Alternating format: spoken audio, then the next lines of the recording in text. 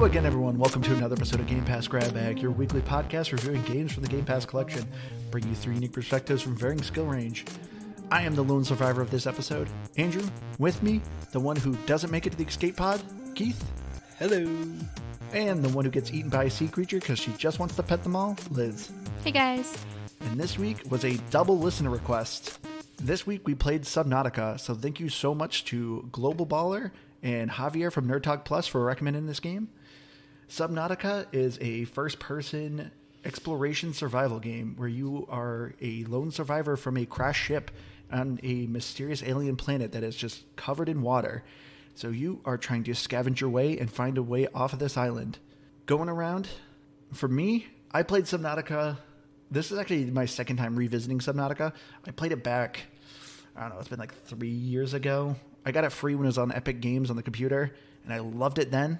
So then we had some listeners recommended. I was like, I would love to go back to this game. So for me, this is a definite game. I love Subnautica. I think this game is a lot of fun. This is gonna be a weird game for me, but not, because I'm gonna pull out an old wild card that I like to use for a while. I did not care for this game. It was not for me. I just don't do builders. But honestly, I don't really have anything bad to say about it. There's nothing about the game itself that makes me go, ugh, I couldn't stand this aspect. I couldn't stand that aspect. As a matter of fact, there's some really cool things to it.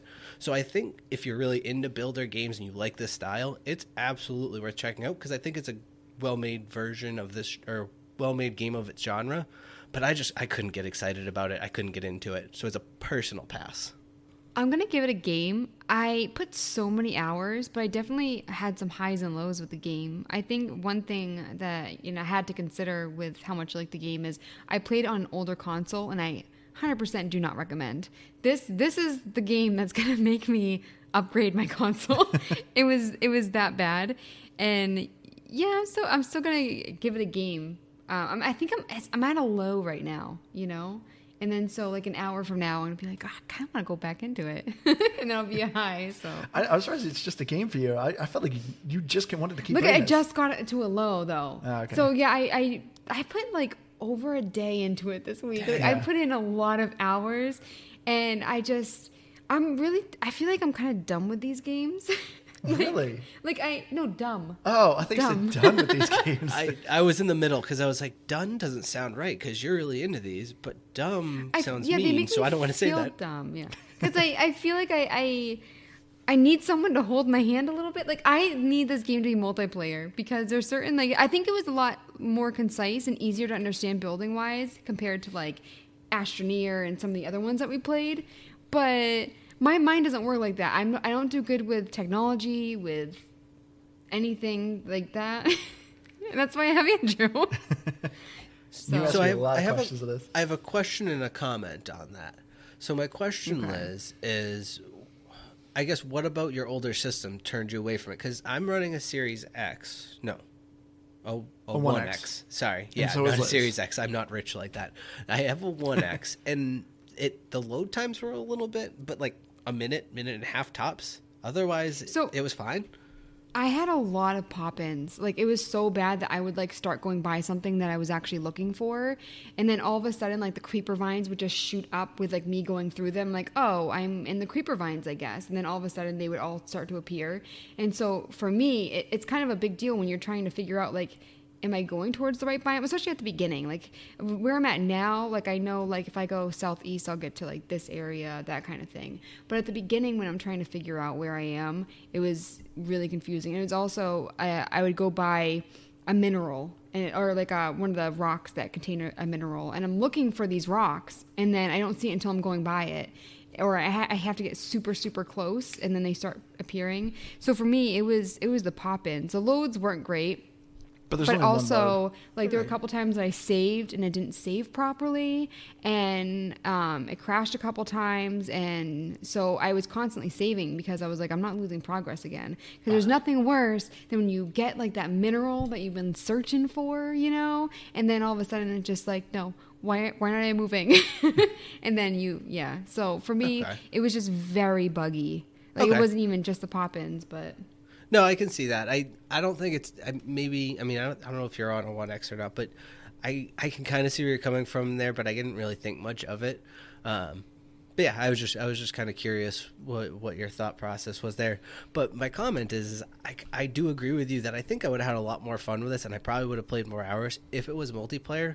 Mostly just because, as I mentioned, of the builder genre, I'm just kind of ADD about them. Like I can read the blueprints and hey, you need this and this item. I can find the items. I can collect them. I just lose focus, and then I start building like a whole bunch of storages, and I don't organize them, and then I just kind of get overwhelmed and just fall out of the game, if you will. But if I have like someone like Andrew, I'm like, don't worry about me. I'll be off collecting all the stuff. You do all the building. Bye, girl. Or like, yeah, because like I was like, oh, I really want to build an observatory, and I can look out of my glass, and it's gonna look so cool. You spent so much time building that observatory. And then I was like, oh wait, like the story, which we haven't even touched on. No, we haven't even started the episode. I feel like really. it's actually hard to progress in the story because you get things every now and then, but this game to me did not feel linear. And so that also distracted me, where I was like, oh, well, I kind of don't know what to do right now, and this looks cool, so I'm going to make it. Or, I'll just go hunting for different minerals and stuff until I figure it out. So, yeah, you guys are touching a lot of points before we even really started this episode. This is just a really good intro, Andrew. I know, thank you. I'm doing a great job reeling you guys in. So getting off, we're going to try to get this off now with the story. And as I said, the beginning of the game, it does not tell you much. It does this really quick cinematic of you escaping a ship, and as you're leaving, you see your ship exploding, and you land in the ocean, and there you go. That's how you're starting the game. And I got to say, I loved the story of Subnautica. When I first played this back in the first time around, I didn't think there was much of a story. I thought it was very much like, your ship crashed and you're getting out of here.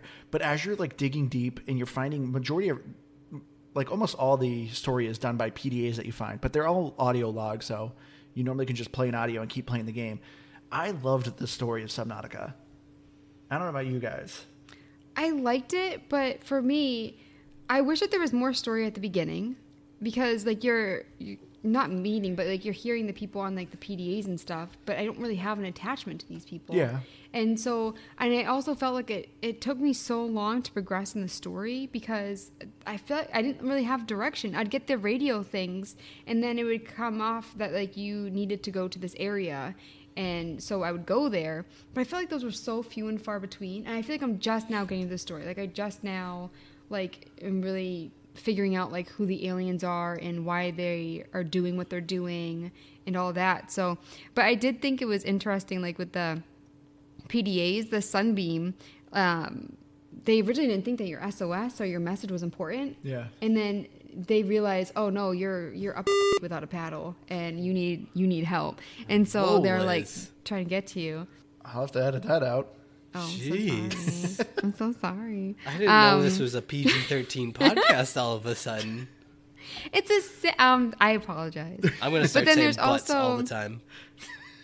I think I'll bleep them all out. There was an interesting one where the person was like, I saw the shadows in the water. I am not going in that water. And I'm like, that is totally me. Because from like towards the beginning is the first time that I met a Leviathan, they freak me out, and it's scarier than any horror game we played. This game is kind of part horror game. Whoever created the Leviathan has like just a warped imagination. The cold, dead eyes. At one point, the second time that I ran into it, and it grabbed me and it's looking at me, I like immediately paused the game, and I'm like, I'm getting out. I was gonna turn off my game and lose my progress. I'm like, I cannot look at this thing. And then Andrew thankfully came over and like dealt with it for me. It's like, just like with the something spiders about in the house. those eyes. Listen, we're living down south right now, and no, because it's spider-like. Yeah. I don't like it. So I thought I had seen clips of those at least, but maybe I haven't. I have to check that out because I'm kind of interested. But for me, as far as the story, I mean, I honestly didn't get far enough to really find one. Like, I found some of these PDAs, and I kind of gathered that you were never like on the ship alone. I mean, you had all these help pods along the way and all these different things, or these other pods that you're finding. So like I did figure there's more to it, but because I was just really struggling so much on getting myself invested, even on the gameplay level, I couldn't really drill down into the story. So I don't have a lot of bad things to say about it. I didn't get into it at all. You never met the Leviathans? Did you go to the Aurora? The what?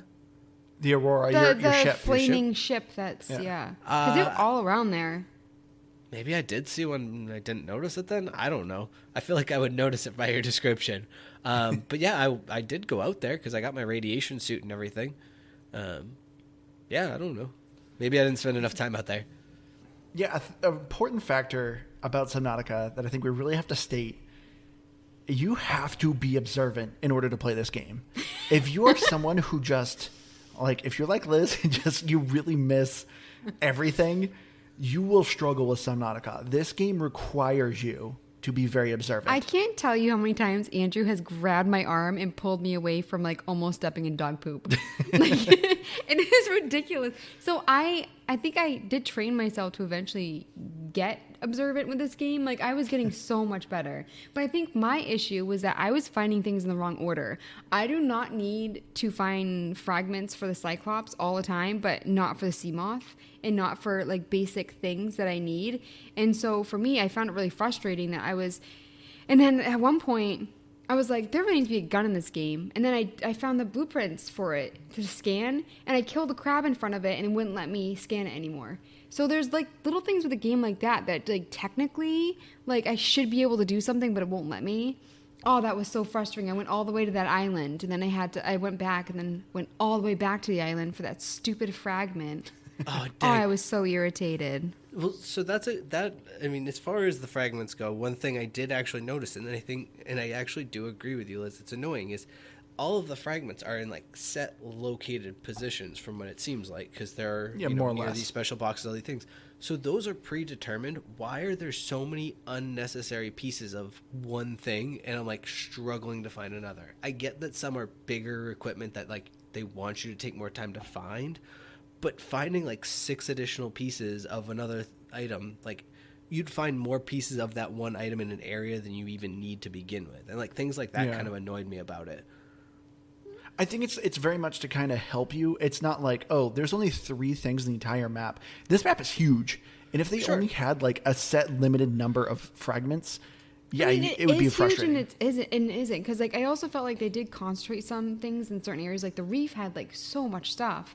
But I just found it was frustrating. And also, they got rid of coordinates. And it's like, for me, there are certain things that it would be nice to, like, if I need like one more fragment to something, like, let me look up the coordinates. They got rid of them so that people couldn't use them.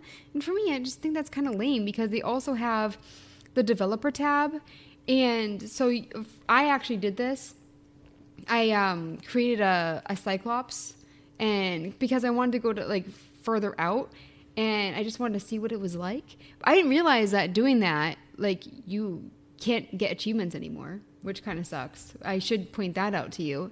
And like, even if you like stop using it, you're not going to get any more achievements, or at least that happened for me. But if they have those type of cheats, why not make it so that I can find a fragment? You know? I just feel like that seems kind of silly. Well, to explain the developer tab, when you press start and you hit both bumpers, it adds a menu called the developer tab, and it's essentially a cheat screen. It lets you have, take no damage, have unlimited oxygen, instantly spawn certain vehicles. So it's essentially a cheat menu. And yeah, if you do that, it disables your achievements. Yeah, I made the mistake of making a Cyclops. Then I was like, so then I was like building other stuff, and I was doing stuff for the other achievements, and I realized they weren't popping up. And I was like, oh, well, that sucks. I'm curious if in the new Subnautica they'll change that now, where so many more games are allowing, like, having those assist modes, but not punishing you on cheats or on achievements. So I'm curious if they'll change that in the new one.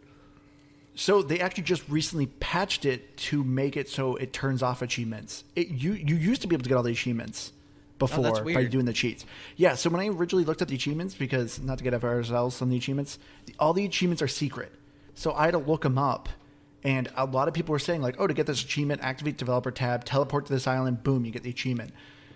But then it wasn't until like farther digging after I already tried these things that it said if you activate the developer tab, you cancel and turn off achievements. But I also think it's like silly to have them be secret achievements because these are things you're naturally going to do. You're naturally going to make what is it called? The sea moth. You're naturally going to make that because you need to go deeper and you're going to create the modules so that you can go to like as low as like 900 feet. Like you have to go further down to get stuff. So for me, I don't like it that it's a secret. Well, some of the achievements definitely are story driven, and it makes sense why. Yeah, but those secret, ones but aren't. Building yes. a prawn suit, like. Yeah, first time and like exiting your pod and jumping into the water, like that doesn't need to be a secret achievement. Yeah. I think too, like this. Oh, sorry. Oh, I was just gonna say I agree. Go ahead.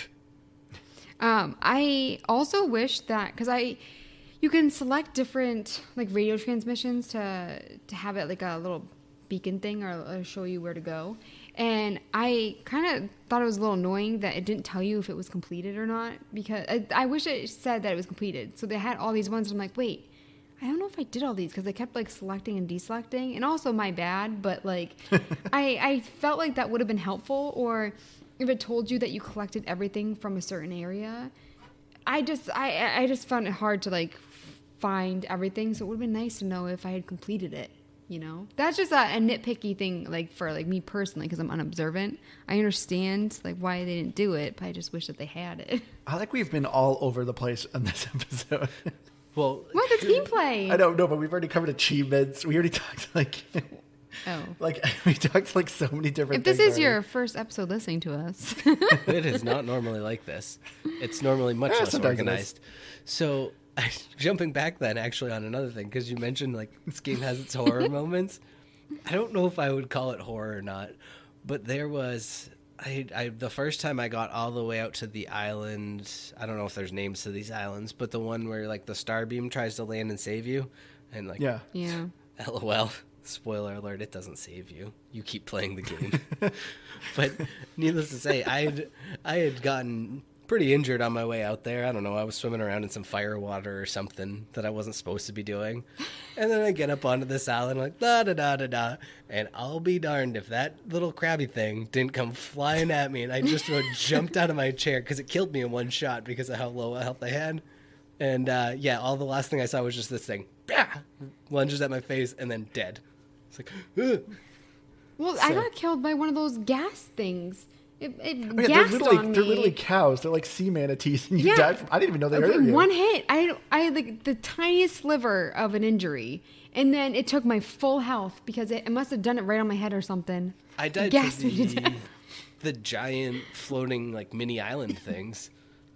Seriously? They're like giant shellfish. I think they were like, it was like giving off some sort of gas or maybe it had drifted into radioactive area and I didn't notice. I don't know. Needless to say, I was like trying to scan it, and then I died. It tells you if there's radiation. Yeah, so it must have been. That doesn't mean I noticed that, Liz. Oh. Come on now. I also think too, like this worked for me, but I always, whenever I need to go get something, like if I needed coral pieces, I would always just fill up my bag on the way. Like I always needed more stuff. I always needed more of every mineral. You had like 20 lockers full of things. No, but I ended up needing them. Like I bought back like 10 corals. I needed 2. I ended up going through all that. Oh yeah, I'm not really blaming you. It's like, smart. And so for me, like I went through. I was like, I'm not gonna need lithium again. I have so much. Guess what I needed? I collected so many. I still need more. So for me, anytime I went out to get something, I'd always make sure I filled up my entire inventory and then went back because usually there's a ton of stuff around anyway. Do you ever get increased bag space? Like as far as what you can carry? But you build a base, which you apparently never did. But you also No, I tried a bunch of times and I couldn't figure out how to build things onto other things and I got frustrated and I just built a bunch of storage lockers in an air tubes and I kind of just ran with that for a while. The sea moth has you can have a module and you can have an inventory space there, and then your Cyclops. I built like full containers there. So if you bring your Cyclops, which can carry your sea moth or your prawn suit, like you can have a ton of inventory on you if you're going long distance. Okay, that makes sense. Because I'm just thinking about like my personal bag space, and since I went everywhere via Sea Glide, I Oh my gosh. I was just always relying on what I had, and I was basically always out of bag space because my Sea Glide alone This took blows up my like mind. way too much I space. needed that sea mod to get to any depth, because I also, Andrew was making fun of me. I get so nervous with like oxygen. I'm like, oh my gosh, I have like a minute left. I need to get to the top. And when I was going through the cables in the Aurora, I felt so claustrophobic, like just going through and like knowing that I had like limited oxygen. It was like freaking me out. I did not like that. But yeah, that's why I always wanted more oxygen. That's what I always focused on, because I knew that it would make me nervous. Oh, it was like irritated me. I was like, Liz, you have over a minute of oxygen. Stop going up for oxygen. Oh, the amount of times I died from lack of oxygen because I wasn't paying attention. That probably way more times than Liz actually went to the. When you die, you lose stuff. Not That's why I always, didn't though. want to. I think it's only if you have like a certain amount of stuff. Because sometimes it would just go, you died. Like, You I only know. lose minerals. If it's anything No. you built, you don't lose. Well, I mean, like I found 5 health packs, and then when the Leviathan killed me, all gone. So for me, some of that stuff is important. Oh, health packs Keith, are I think it blows my mind. You almost played like 10 hours. You never built the sea moth. You never built a base. Like, you literally spent this entire game just with the sea glide, just struggling. I will say I did have Andrew to help me, because I was trying to build the habitat. I'm like, I don't know what's going on. So I had Andrew to help me and to figure out how to attach everything. If Andrew wasn't here, I would have had to look up a YouTube video. That doesn't. I almost jumped into a party with you to ask you, or I could have just looked it up. Because I kept trying to build like tubes and stuff, but they only went horizontal, and I couldn't figure out how to make vertical tubes. Keith, it literally says on your screen, press left and right on the D-pad to rotate it. Yeah, rotate, and it would just go left and right. I don't know. I tried that, and it didn't work. I could not imagine the struggle you were going through. Well, but that's the funny thing. Like I said, I wasn't like even... I mean, I was struggling in the sense that like everything was slow, but that was it. That was my biggest struggle. I was just like, everything just feels like it's taking forever. I would just build a ton of batteries, and I would just sea glide thousands of meters off from my tiny little floating space pod. Oh my gosh. I also I feel bad because like for me, when I built my habitat and you start scanning, like you can have plants like in your space. You can have like a vine wall. One thing that was annoying, I got a shelf and I had like a little figurine, and there was like a little glitch. It wouldn't let me put it on it, and I thought that was really dumb.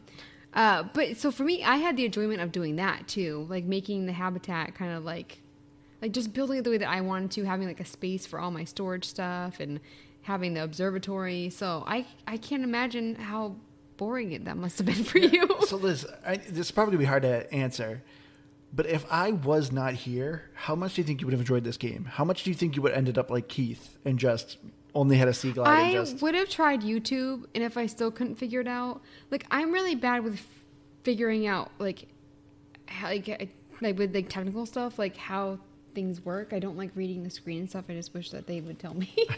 And so for me, like if YouTube didn't help me, I wouldn't have played as much as the game. But I really think that I didn't need that many answers though, because eventually I started figuring it out on my own. I just needed that little help at the beginning.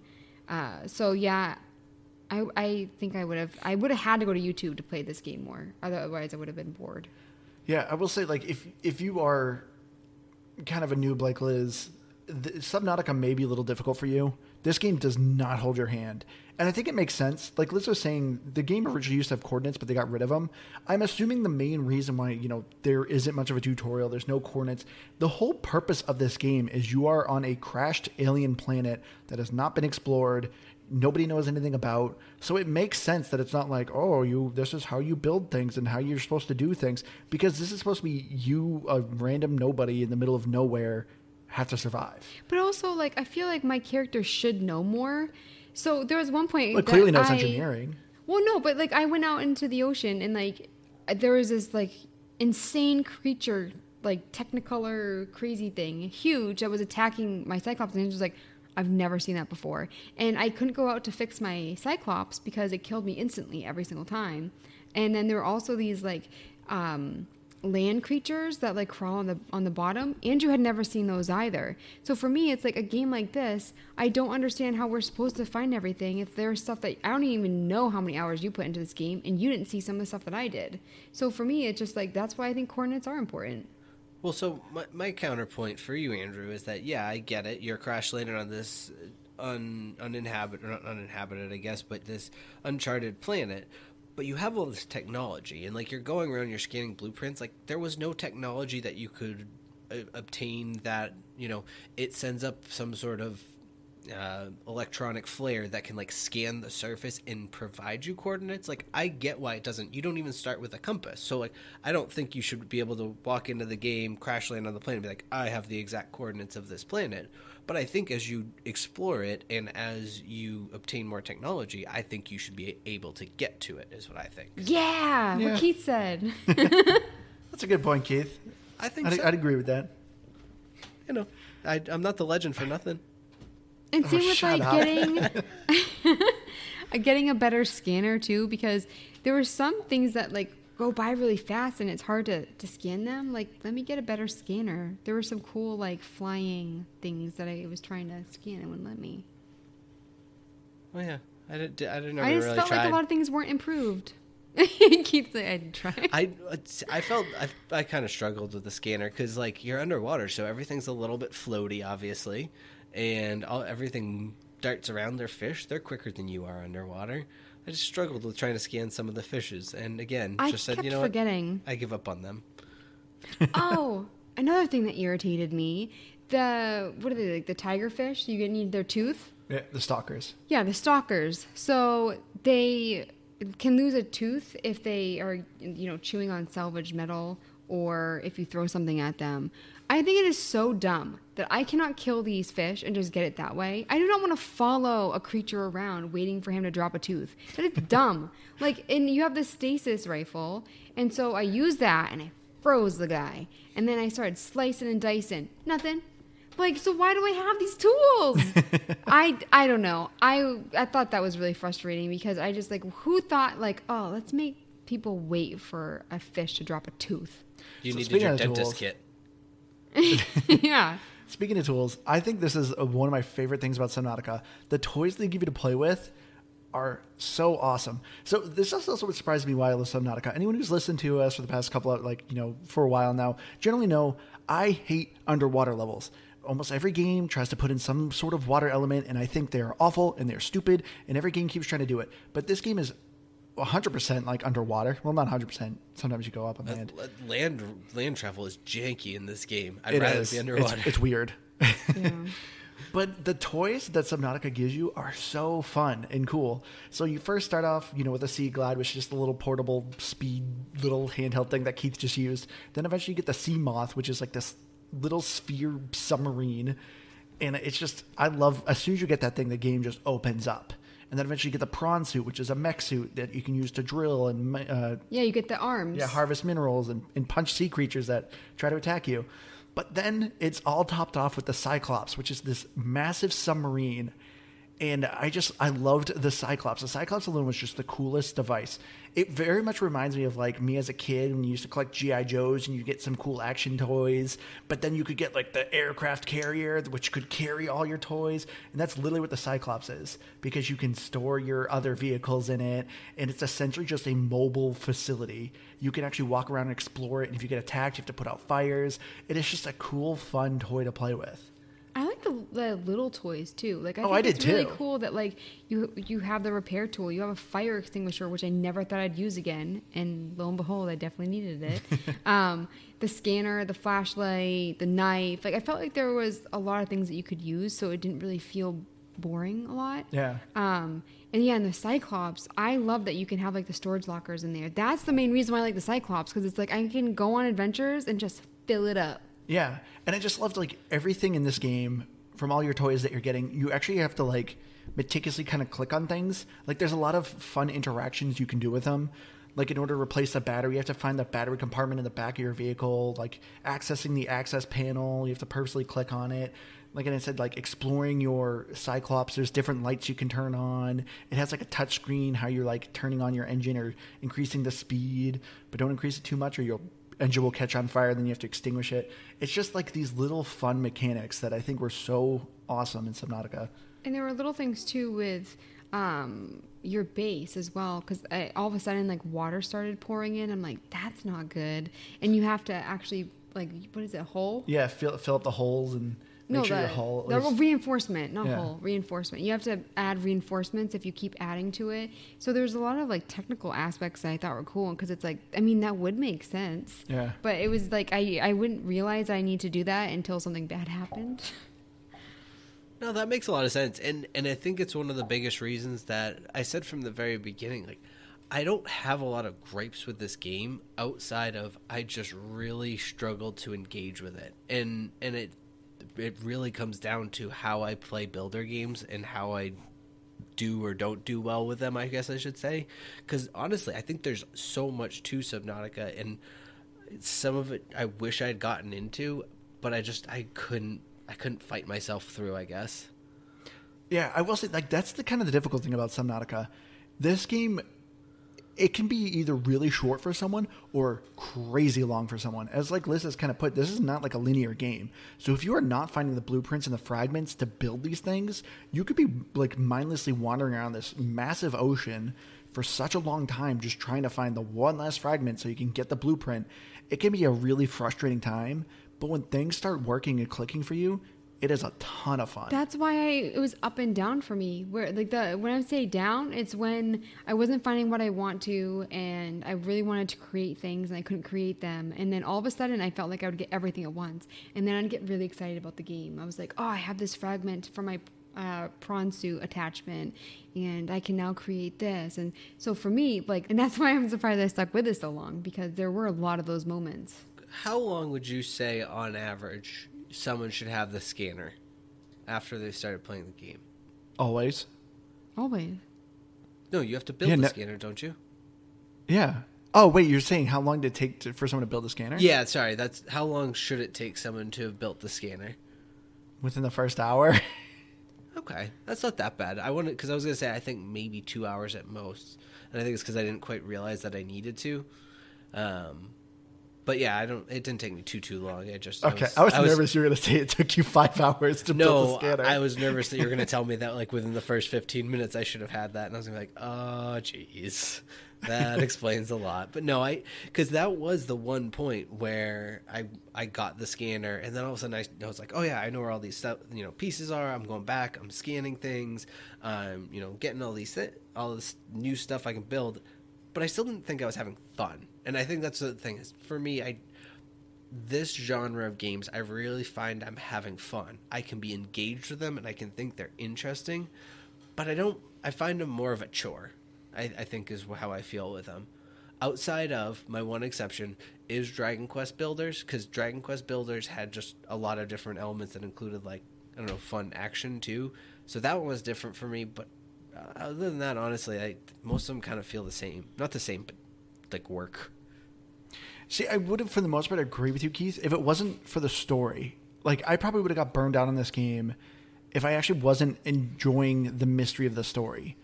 And that's the thing, you really also, once again, have to kind of dig and look up the story and kind of, like, read these PDAs and kind of figure out what's going on. Because that's what I really enjoyed about Subnautica, is, like, I thought this was just going to be, like, get off the planet and that's it. That's the story. But once you start uncovering what's going on, you're kind of essentially, there's multiple stories you're kind of learning. You're learning about a previous crew that landed here. You're learning about your current survivors. And then you're learning about like an ancient alien race that was on this planet. And you're kind of figuring out like how all these pieces kind of fit together. And it was actually really cool. And I thought the end of Payo was actually kind of awesome. I think it's really cool too, but I just wish that it came a lot quicker.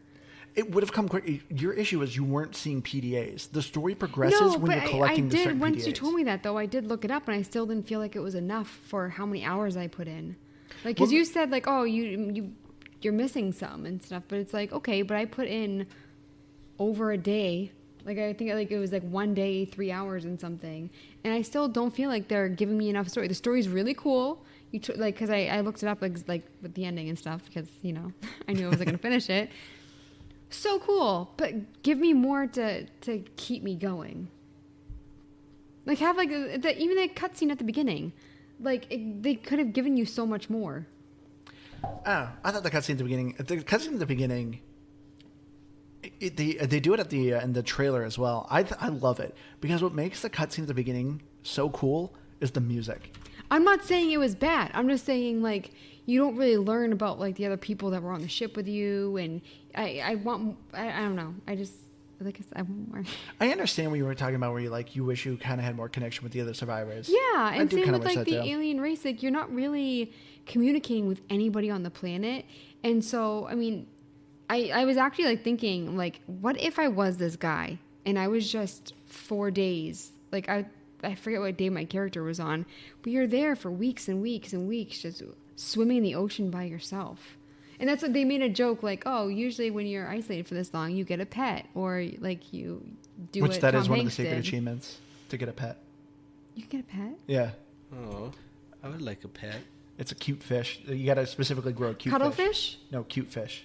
Oh, I thought there was something called a cuttlefish in it. Was that an Well, achievement? I mean, a There was cuttlefish is a real A thing. cute fish.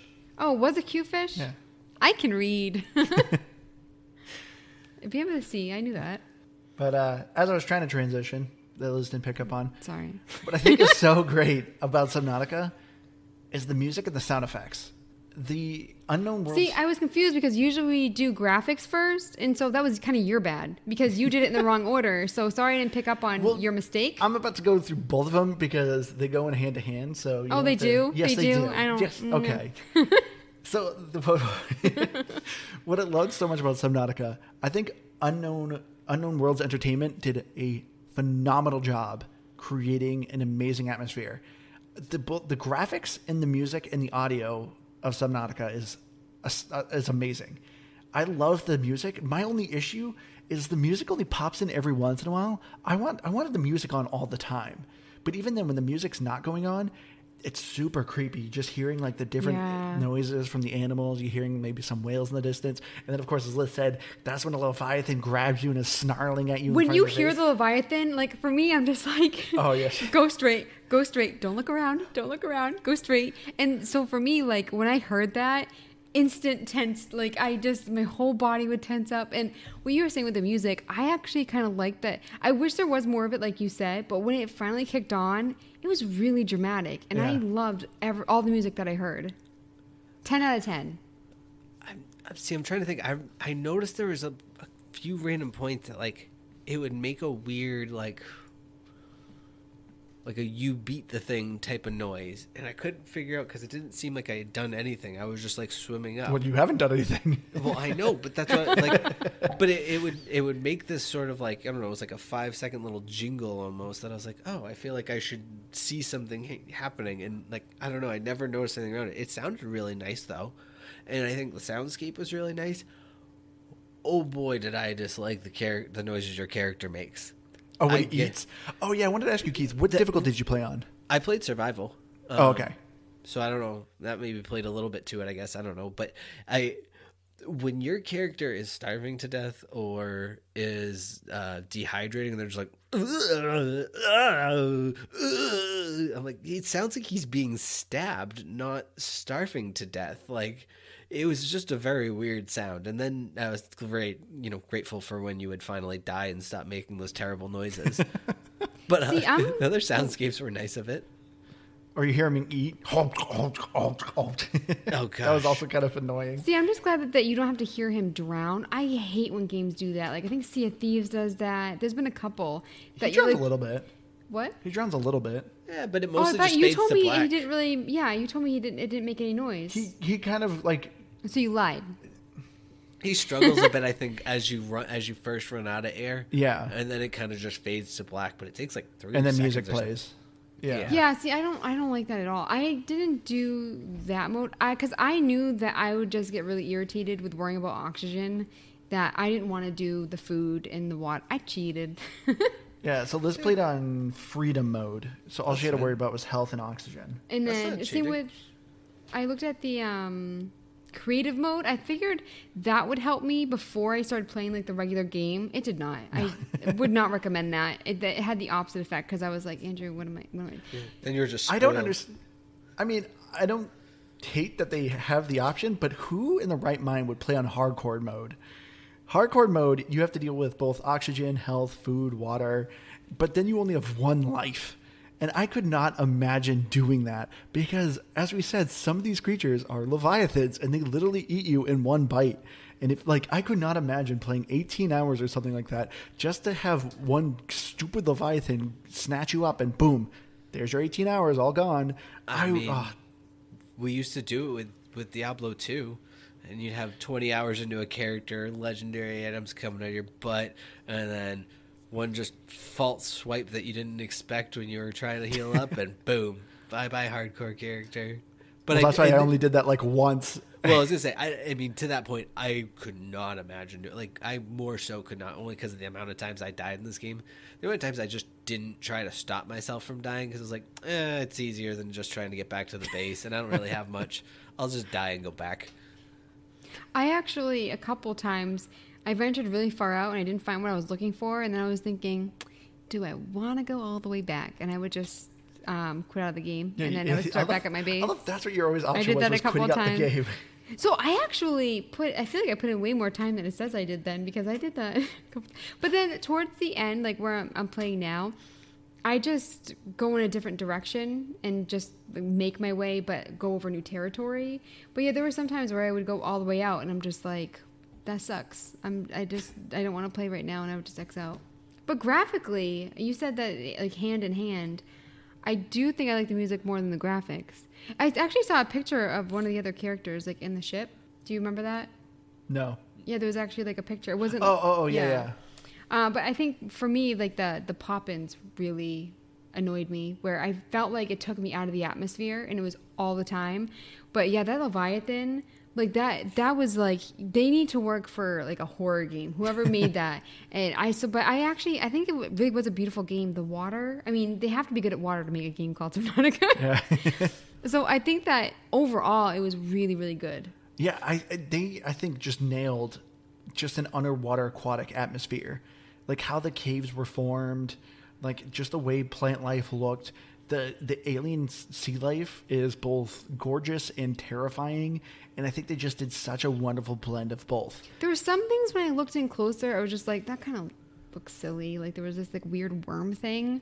So that's why I mean, I like the music a bit more. Life. Have you seen our ocean life? Even here on Earth, we have some freaky looking fish. Yeah. No, I'm not saying I don't know. Are you talking about the sandworm thing?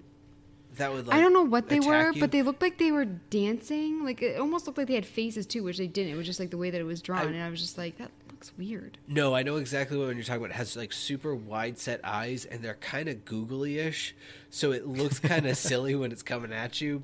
But other than the eyes, I think it's a well-designed creature, and also to Andrew's point, we might as well have alien life beneath our oceans as it is.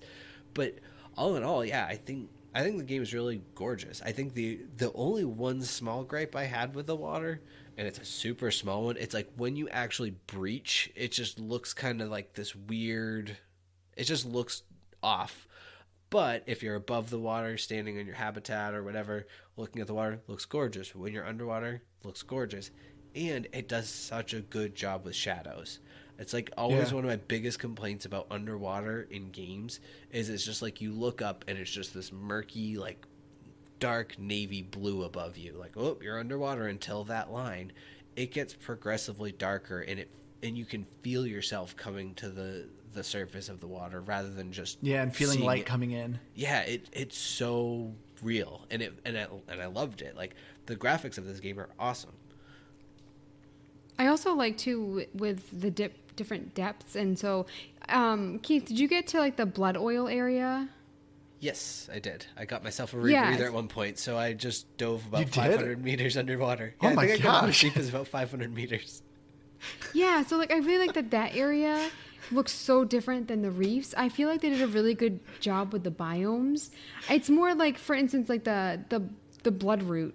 I don't think that there was a lot of detail in it. Is more what I mean with being nitpicky.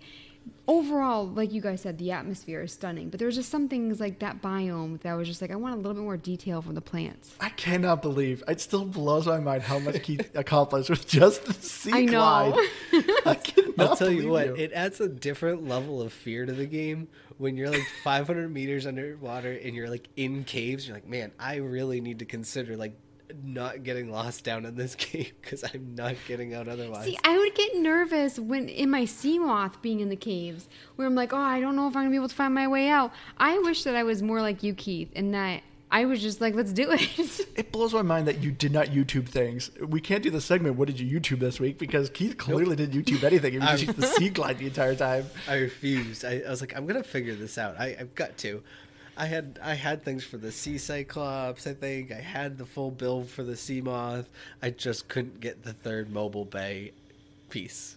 So, yeah, that sucked. Also, Google works. There was a couple things that I didn't know, and Andrew wasn't here, and I just Googled it. Just like a tip. Nope, I believed in myself, and boy, was I wrong. Blows my Which mind. I feel like, Andrew, you hated how much I liked the game. Because hate I it. asked so many questions. You make it seem like Andrew, I'm like grumbly. No, because Liz likes the game. no, what I mean is like because I asked so many questions. You do because, ask a lot of questions. And Andrew hates being asked a lot of questions.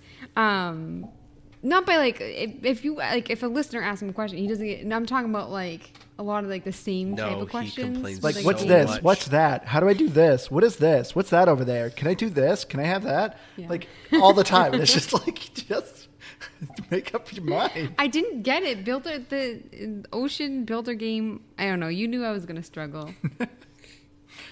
But, We already went over achievements. I know. Well, yeah, kind of going over achievements again real quick. I mean, I there's would not 16 of recommend them. this.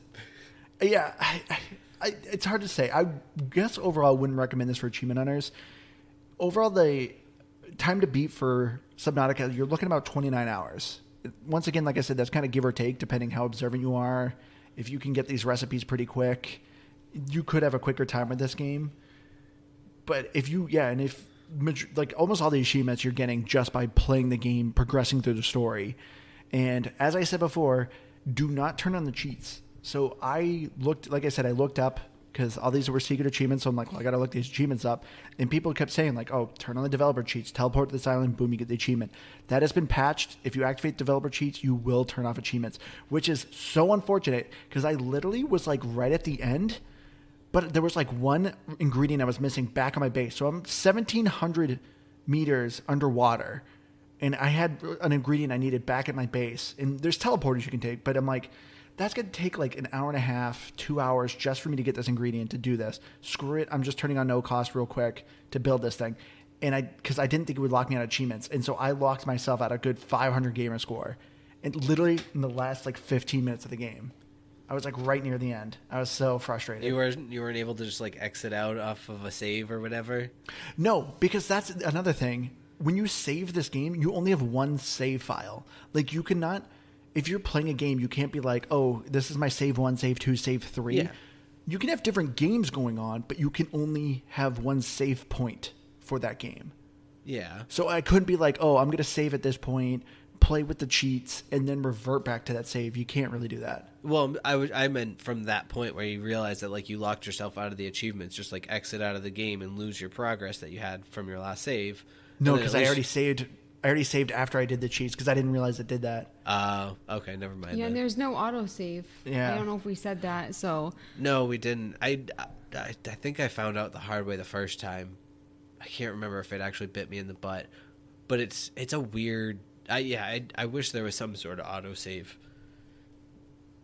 I could have swore there was, but none of maybe those when points you that- die or something. But for I me, there was no save. Yeah, I don't think so. I never, at least either after the first time it bit me or once I realized that I just was always very cautious. Like sometimes I would save it twice because it also like it would sit there and spin for like 20, 30 seconds sometimes telling me it was saving until I like left my ship I was in or did something weird. So I was always like cautious and I would double save. So Yeah, the save would take a long time. It was weird. yeah, I didn't quite get that. And it like I said, it would seem like if I was inside my ship when I started the save, if I just left my ship, then it would like kick in. I don't know. It was a weird thing. So yeah, overall, wouldn't recommend it for achievement hunters, but if you put the time, you'll get majority of the achievements, and there's only a handful of achievements in it. So getting into our final thoughts here, does anyone want to go first? Sure, I'll kick it off. So here's the thing. I said it from the beginning, and I've said it throughout the whole game. You can listen to this entire podcast, and you would think Keith probably enjoyed this game. He didn't have a bad time. I did. I did have a bad time. But the thing is, it's not because of Subnautica. It was because of me. It's because of how I play the genre. It's because of how I even chose to play this game and to really not engage with it on a high level, like as far as like trying to. I really wanted to figure things out myself. I don't know why, but I did. So I struggled with it, and I didn't find myself having a good time with it. But that being said, I think it has a lot of really cool features when it comes to the gameplay. As Andrew said, there's just a lot of different knickknacks and trinkets and toys that you can build out in this game, and I didn't even play with probably half of them. And the world that you're kind of exploring, it's beautiful. The soundscape's nice. It fits. It feels eerie and dark and under the water. So like from a game, like an actual game, I think this game deserves at least an 80. For my personal enjoyment of it, though, like 70. So you give it that high. No, because again, I don't fault anything of the game itself for why I didn't have a good time. I don't think it did anything to sway me away from it outside of being what it is. But if you like this style of gameplay, it's gorgeous and it's great. I think it's worth checking out. So for me, like I said, this was the second time I revisited Subnautica, and I thought for sure I was only going to play this game like 1 or 2 hours. Like, yeah, just kind of refresh my memory.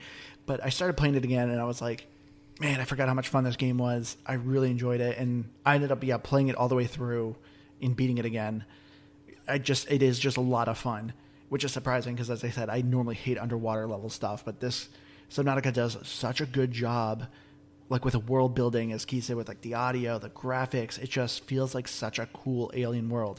I absolutely love the toys you get to play with. I thought the story was really cool. It was this cool mystery that you're piecing together. My biggest faults with it are just kind of how non-linear it is, which is kind of a pro and kind of a con. The con part is just it can take so long for you to find certain fragments. Like I had the Cyclops, I had all my toys built, but I couldn't go a certain depth, and it's because I was missing a module, and so it's like, okay, I got to Google this. Where is the module located? Okay, it's at this wreckage. So it's just kind of frustrating. That's like, just because I didn't explore this specific wreckage, I didn't get the module, and so like some of that stuff can be kind of annoying. That you tend to have to look things up, and I always end up faulting a game for that. Like I shouldn't have to look things up in order to keep progressing, but once you do, I think the journey is well worth it. Once you start going super deep in the ocean, seeing these extra creepy creatures and getting into like the lava world, it's really awesome atmospheres. Love this game. It's a lot of fun. For me, I'm going to give it a solid 85. I'm going to give it an 83. That number just called to me when I was playing the game.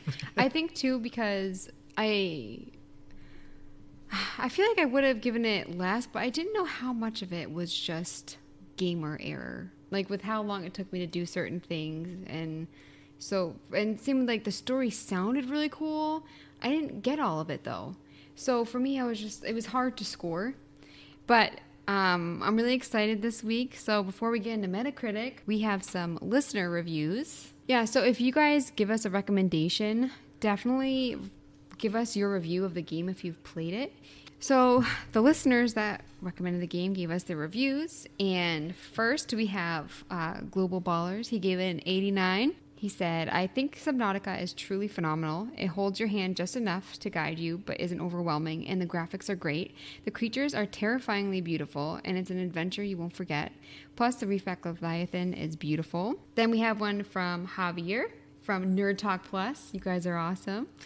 So he said, for me, Subnautica is the rare survival game where the actual survival can become sidetracked by its open ocean world and mystery. The way it fuses its over 30 biodomes and all the strange creatures is amazing. The way it's always teasing the next little mystery in a distant roar or your computer going off with a warning, and the in-game world always kept me immersed. It's a game I put many hours into in early access, and one I look forward to playing on the new generation of consoles for achievements, of course, and playing its sequel, Below Zero, for fun. I give Subnautica an 85 meters out of 100. That's pretty good. I like that. And then, lastly, Metacritic. 81 for critics, 8.3 for users, and I have one for you guys today. It's our fourth and silent co-host. Yes. And he's Oh, back. boy. Of course, he gave it a 0. As he does. So he went on first complimenting it, saying that the game is pretty. So he compliments it, but still gives it a 0. Yeah. Gotta at he least said give it like a nice. 2. I know. Yeah. Should we finish the game in place of these lazy developers who dare to sell their thing still in beta, or should you go to Wikipedia for the procedure?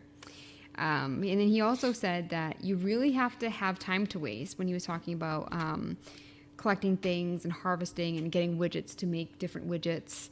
They're always long, so I'm just paraphrasing some of it. And then at the end, I thought this was interesting. Even the super crappy No Man's Sky had a less crappy interface, and we felt a lot less lost. And then he called it a vaguely unplayable concept. Wait, did he not use the word turd a single time? I don't think so. I don't I was gonna remember. say, I we didn't start- copy it all down because it's We need to a start lot. doing a turd counter.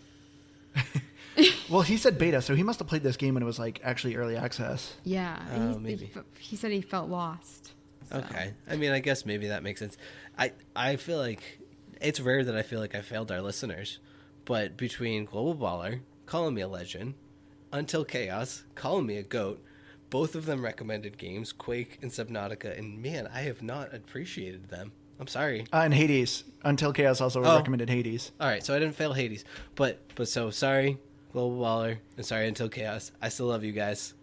You're my favorites. Yeah, our listeners need to stop complimenting Keith. His ego's getting a little big now. Nah, you guys are cool. It's my favorite. Andrew has gotten I feel like absolutely if you're- 0 compliments so far on this podcast. I've gotten 2. Just throwing that out there. So you say that you're sorry. Are you sorry enough to play the game more and create a habitat and a sea moth, or are you done? I may go back and I may try some more. I'll go back and I'll look up where I can get the mobile bay so that I can actually build the sea my sea gosh. life, or the sea cycle. There's literally, like, fragments of your mobile bay are, like, literally right underneath your beginning life pod. I swear I looked around there. I will try again. I will at least try to get the achievement for building a vehicle. So I want to thank one of our listeners, Shane, for discussing with me on our Facebook on the Hades review. You kind of gave me the idea, we always read random people's Metacritic scores, but, nobody cares about random people. We want to hear from our listeners. So thank you so much for giving me the idea of, asking you guys. When you guys recommend a game, please give us your review. Because majority of the time when people recommend a game, it's because it's a game they love. So we would love to hear your take on it, and we'd love to hear your score, and we'll read it on this podcast. We'd love to hear from you guys. So thank you so much. We love hearing from you all. But I think that's going to do it for us this week. I will start on Facebook, be posting games that we are going to be playing in the future. So even if you don't recommend a game and we say, hey, we're playing such and such game, if you've played it, comment, tell us, give us our review there, and, we'll read it on the podcast. But you can find us on Facebook at Game Pass Grab Bag. We're at Twitter at GBGBpod, or you can email us, say hi, and write us a recommendation. We're at GamePassGrabBag@gmail.com. I've been your hardcore gamer host, Andrew. You can find me on Xbox Live at Firebird01952. Yeah, I've been Keith. I think I've said all I had to say on this. I'm out of words. I have far too much of a cold to have said as much as I did tonight. I'm proud of you, Keith. You didn't sneeze or cough this entire episode, I think. No, if I not, muted I'll probably hear it when I myself. edit it. I muted myself the one time I had a good one coming on. But Okay. otherwise, I did good. And I'm Liz Noob, gamertag coming. I'm Dean, and I'm on Twitter at Liz Noob. Noob is EW. And she's also the one with the foul mouth this episode. Seriously. Sorry, everybody. Bye. Thank you all for tuning in. We love you all. We'll see you again next week. Bye, guys.